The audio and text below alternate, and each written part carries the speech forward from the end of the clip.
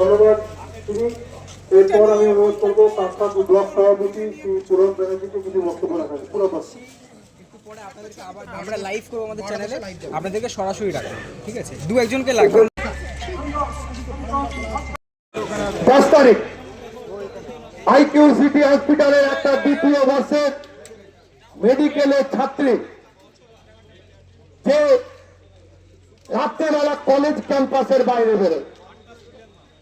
একদিকে যেমন আমরা পুলিশ প্রশাসনকে দোষ দেবো, আমরা কিন্তু একই সাথে সাথে কলেজ কর্তৃপক্ষকেও জানি রাতের বেলাতে কি করে সেখানে ছাত্রছাত্রীরা কলেজ থেকে বেরোচ্ছে, তারা বিভিন্ন অসামাজিক কাজকর্মে যুক্ত হচ্ছে, সেটাও আমাদের প্রশ্ন।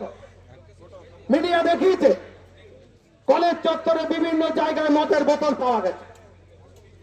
তাহলে এগুলো আসছে কোথা থেকে?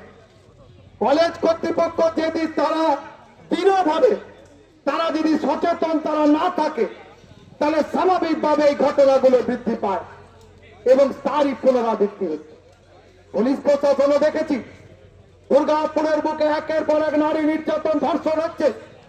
আইকিউ সিটি হসপিটালে হয়েছে, বিধাননগরে হয়েছে, এর আগে অনেক ঘটনা ঘটেছে। পুলিশের ভূমিকা নগণ্য। পুলিশ এখানে তৃণমূলের দলদাসে পরিণত হয়েছে।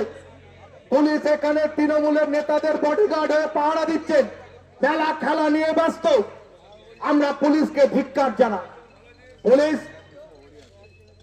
ট্রাফিক আইনের নামে সাধারণ গরিব মানুষদের কাছে তোলা তুলছে, বালি কয়লার ব্যবসা থেকে তোলা তুলছে, কিন্তু ন্যূনতম পরিষেবাগুলো মানুষ পাচ্ছে না।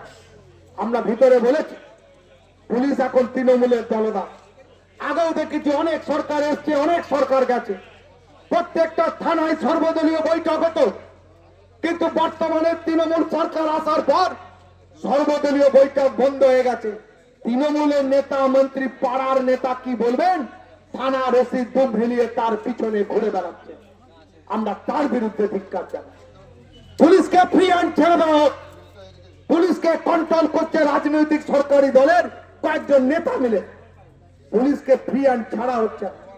আজকে আমরা পুলিশের পেট্রোলিং এর দাবি করেছি, কিন্তু আমরা এটাও জানি যে পুলিশ পেট্রোলিং করবে কোথায়? সরকার তাদের তেলের পয়সা দেয় না, সরকারি কোষাগার শূন্য। পুলিশকে পেট্রোলিং করার পয়সা তারা দেয় না। পুলিশকে বিভিন্ন ব্যবসাদারদের কাছে তোলা তুলে নিয়ে এসে পেট্রোলিং করতে হয়, এটাও আমরা জানি। আমরা বিরোধী দল হলেও আমরা খোঁজ রাখি। আমরা জানি পুলিশের কোথায় অপদার্থতার, কোথায় পুলিশকে তারা রাজনৈতিক কাজে ইউজ করছে।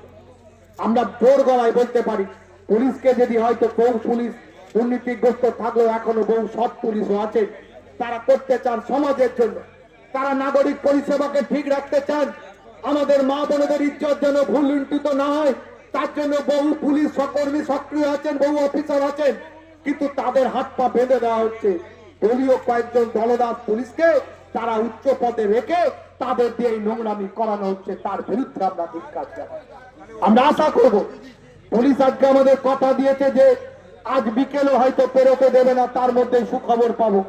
আমরাও ভাবছি যদি সুখবর থাকে পুলিশকে স্যালুট জানাবো, যে আমরা চাই যাতে আরজি করের মতো, কাটোয়ার মতো, তামান্নার মতো যারা খুনিদের যারা অপরাধ করে বেরিয়ে গেছেন তারা যেন সেম ভাবে এইখানকার আসামিরা পালিয়ে যেতে না পারে, তাদের অবিলম্বে চিহ্নিত করে কঠোর থেকে কঠোরতম শাস্তি দিক, এই দাবি আমরা পুলিশকে করেছি। এখানে আসার জন্য সকলকে অন্তরের অন্তঃস্থল থেকে ধন্যবাদ, শুভেচ্ছা, অভিনন্দন জানাচ্ছি এবং যারা যারা পারবেন রেডি থাকুন।